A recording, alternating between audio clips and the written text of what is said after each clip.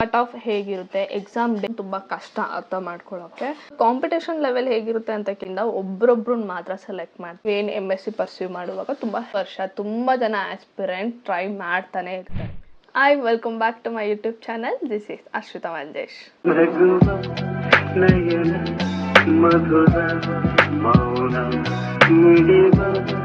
ರೀಸೆಂಟಾಗಿ ನನಗೆ CFTRI ಬಗ್ಗೆ ತುಂಬ ಕ್ವಶನ್ಸ್ ಮತ್ತು ಕಮೆಂಟ್ಸ್ ಬರ್ತಿತ್ತು. ತುಂಬ ಜನಕ್ಕೆ CFTRI ಎಂಟ್ರೆನ್ಸ್ ಎಕ್ಸಾಮ್ ಹೇಗೆ ನಡೆಯುತ್ತೆ, ಅಲ್ಲಿ ಪ್ಲೇಸ್ಮೆಂಟ್ಸ್ ಹೇಗಿರುತ್ತೆ ಮತ್ತು ನಂದು ಎಕ್ಸ್ಪೀರಿಯನ್ಸ್ ಏನಿದೆ ಅಂತ ಕೇಳ್ತಿದ್ರು.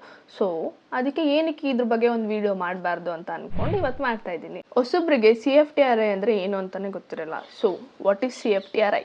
CFTRI food science and food ಟೆಕ್ನಾಲಜಿಯಲ್ಲಿ one of the top Indian institute ಅಂತಲೇ ಹೇಳ್ಬೋದು.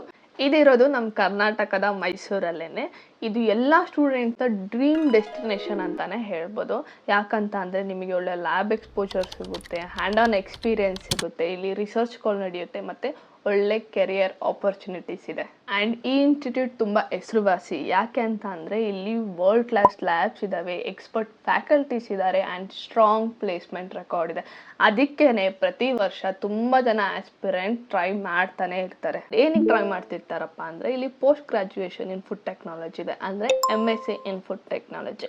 ಇದಕ್ಕೆ MSc ಎಂಟ್ರೆನ್ಸ್ ಎಕ್ಸಾಮ್ಸ್ ಇರುತ್ತೆ ಆ್ಯಂಡ್ ಈ ಎಕ್ಸಾಮ್ ಬಗ್ಗೆನೇ ನಾನು ಮಾತಾಡೋಕ್ಕೆ ಬಂದಿರೋದು. ಸೊ ಈ MSc ಎಂಟ್ರೆನ್ಸ್ ಎಕ್ಸಾಮಲ್ಲಿ ಅರೌಂಡ್ 10 to 12 ಸಬ್ಜೆಕ್ಟ್ಸ್ ಇರುತ್ತೆ, like chemistry, biology, food technology and general aptitude. And ಇದು ಮಲ್ಟಿಪಲ್ ಬೇಸ್ಡ್ ಕ್ವಶನ್ ಆಗಿರುತ್ತೆ. ಆ್ಯಂಡ್ ಇದರಲ್ಲಿ ಗೇಮ್ ಚೇಂಜರ್ ಏನಪ್ಪ ಅಂತ ಅಂದರೆ ಎಲ್ಲ ಸ್ಟೇಟಿಂದ ಒಬ್ರೊಬ್ರನ್ನ ಮಾತ್ರ ಸೆಲೆಕ್ಟ್ ಮಾಡ್ತಾರೆ. ಅದಕ್ಕೆ ಇದರಲ್ಲಿ 30 ಸೀಟ್ಸ್ ಇರೋದು, +2 ಇಂಡಸ್ಟ್ರಿಯಲ್ ಸೆಕ್ಟರ್ಸಿಂದ ಇರುತ್ತೆ. ಸೊ ನಾನು ಯಾಕೆ ಈ ಎಕ್ಸಾಮ್ ಬರೆದೆ ಅಂತ ಅಂದರೆ, ಮೊದಲನೇದಾಗಿ ಹೇಳಿದಾಗೆ CFTRI ಒಂದು ಪ್ರೆಸ್ಟೀಜಿಯಸ್ ಇನ್ಸ್ಟಿಟ್ಯೂಟ್.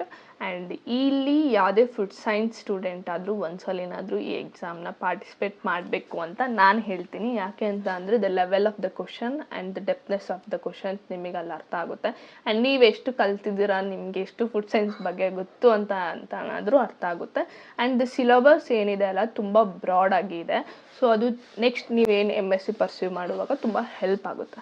ಅದಕ್ಕೇನಾದರೂ ನೀವು ಈ ಎಕ್ಸಾಮ್ನ ಬರೀಬೇಕು. ಸೊ ಕಾಂಪಿಟೇಷನ್ ಲೆವೆಲ್ ಹೇಗಿರುತ್ತೆ ಅಂತ ಕೇಳೋದಾದರೆ ತುಂಬ ಜಾಸ್ತಿನೇ ಇರುತ್ತೆ ಅಂತ ಹೇಳ್ಬೋದು.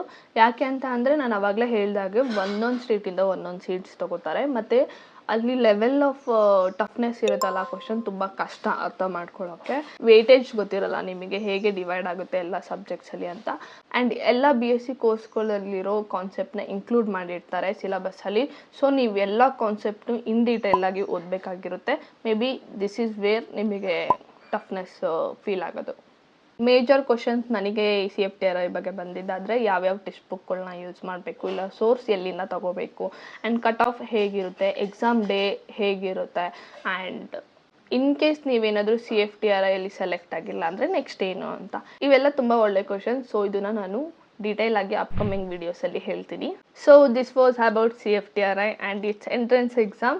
ನಿಮ್ಗೇನಾದರೂ ಡೌಟ್ಸ್ ಇದ್ದರೆ ಕಮೆಂಟ್ ಮಾಡಿರಿ, ನಾನು ನೆಕ್ಸ್ಟ್ ವಿಡಿಯೋಲಿ ಕವರ್ ಮಾಡ್ತೀನಿ. ನಿಮಗೆ ಕಂಟೆಂಟ್ ಇಷ್ಟ ಆಗಿದ್ದರೆ ಸಬ್ಸ್ಕ್ರೈಬ್ ಮಾಡಿ, ಕಮೆಂಟ್ ಮಾಡಿ, ಲೈಕ್ ಮಾಡಿ, ಶೇರ್ ಮಾಡಿ. See you in the next video. Bye bye.